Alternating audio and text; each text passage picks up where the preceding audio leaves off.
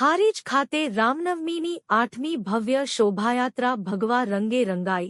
હારીજ ખાતે રામનવમી પર્વની 8મી ભગવાન શ્રી રામલલાની ભવ્ય શોભાયાત્રા વાજતે ગાજતે રામજી મંદિરથી નીકળી વિશ્વ હિન્દુ પરિષદ બજરંગ દળના આયોજન થકી નગરના તમામ હિન્દુ સંગઠનો શોભાયાત્રામાં જોડાઈ ભગવી ધ્વજાઓ સાથે શ્રીરામના નારાઓ ગુંજી ઉઠ્યા હતા।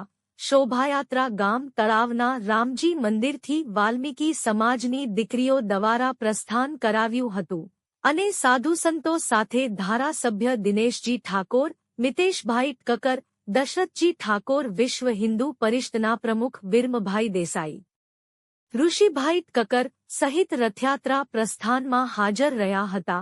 રથયાત્રા સરદાર ચોક, રેલવે ફાટક, ગંજબજાર રોડથી જલિયાણ સોસાયટી, શિશુ મંદિર, વિદ્યાલય રોડથી જૂની સ્ટેટ બેંક રોડ થઈ પરત રામજી મંદિર પહોંચી હતી।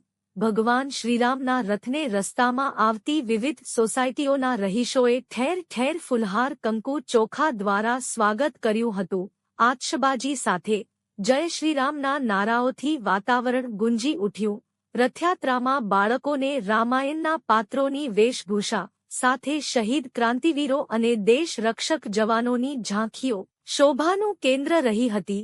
વિશ્વ હિન્દુ પરિષદ બજરંગ દળના પ્રમુખો, આંતરરાષ્ટ્રીય હિન્દુ પરિષદ તમામ કાર્યકરો અને અન્ય સભ્યો સહિત મોટી સંખ્યામાં લોકો જોડાયા હતા।